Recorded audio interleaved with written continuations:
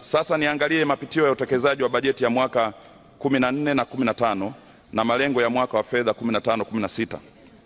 Mheshimiwa Spika, naomba nieleze kwa kifupi utekelezaji wa bajeti ya wizara kwa mwaka 2014-15 na malengo kwa mwaka 2015-16. Napenda kulijulisha bunge lako tukufu kuwa taarifa za utekelezaji zinaishia mwezi Aprili. Ukusanyaji wa mapato kwa mwaka wa fedha 2014-15 wizara ilipanga kukusanya shilingi bilioni 61.32 kutokana na vyanzo mbalimbali vya mapato yatokanayo na kodi, ada na tozo mbalimbali za ardhi. Hadi Aprili 15 wizara imekusanya shilingi bilioni 47 sawa na 76.6 ya lengo, na ikiwa ni ongezeko la shilingi bilioni 3.8 ikilinganishwa na shilingi bilioni 43.2 zilizokusanywa mwaka 13-14. Aidha, katika mwaka 14-15 wizara iliendelea kuhimiza wamiliki wa ardhi kulipa kodi ya ardhi, ada na tozo mbalimbali kupitia benki. Hatua hii inalenga kuongeza ukusanyaji wa maduhuli na kudhibiti uvujaji wa mapato.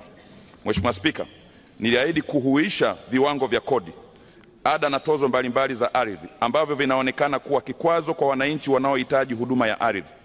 Uhuishaji huu wa viwango vya kodi, tozo na ada za ardhi umelenga kupata viwango vinavyopangika, kukubalika na kulipika.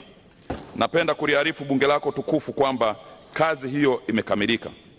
Mheshimiwa Spika, baada ya kuhuisha viwango hivyo, wananchi wa kipato cha chini watamudu kulipa kodi, tozo na ada hizo. Kodi ya pango la ardhi imepungua kwa wastani wa 30% na viwango vingine vinavyomgusa mwananchi maskini wa kawaida vimepungua kwa 50% au zaidi. Kwa mfano, kodi ya mashamba yaliyopimwa na kumilikishwa hasa ya wananchi vijijini yamepunguzwa kwa 60%. Kodi ya zamani ilikuwa ni shilingi 1000 kwa ekari, sasa imepunguzwa hadi kuwa shilingi 400 kwa ekari.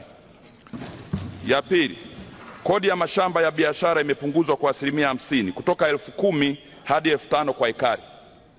Tatu, ada ya upimaji wa ardhi imepunguzwa. Watu wengi walikuwa hawawezi kupima ardhi zao kwa sababu gharama ilikuwa kubwa sana.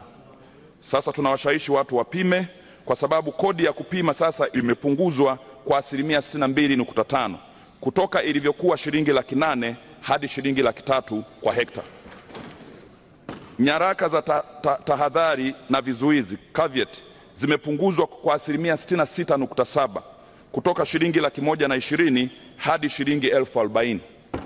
Nyaraka za ubadilishaji wa majina deed poll zimepunguzwa kwa 62.5 kutoka shilingi 80,000 hadi shilingi 30,000. Usajili wa nyaraka nyinginezo zimepungua kwa 50% kutoka shilingi 80,000 hadi shilingi 40,000. Gharama za kupata nakala ya hukumu kwenye mabaraza ya ardhi ambazo zilikuwa shilingi 16,000 sasa zimepunguzwa hadi gharama yake kuwa shilingi 6,000 na zimepunguzwa kwa 62.5. Ada ya maombi ya kumiliki ardhi ambayo ilikuwa inatozwa shilingi 80,000 sasa imepunguzwa kwa 75%. Mwananchi atatakiwa kutoa shilingi 20,000 tu badala ya shilingi 80,000.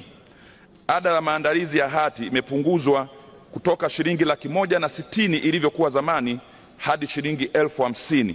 Kwa hiyo hii nayo ada ya maandalizi ya hati imepunguzwa kwa 68.8.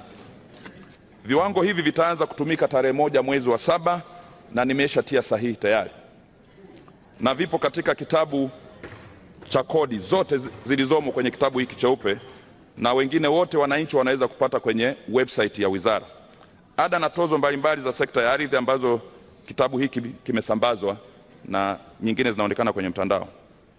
Mheshimiwa Spika, kwa upande wa viwango vya tozo ya premium kuanzia mwaka wa fedha 2015-19 tozo hii imepunguzwa kwa 50% kutoka 15% ya sasa hadi 7.5% ya thamani ya ardhi, na kiwango hichi ndicho kitakacholipwa kwa mashamba na viwanja.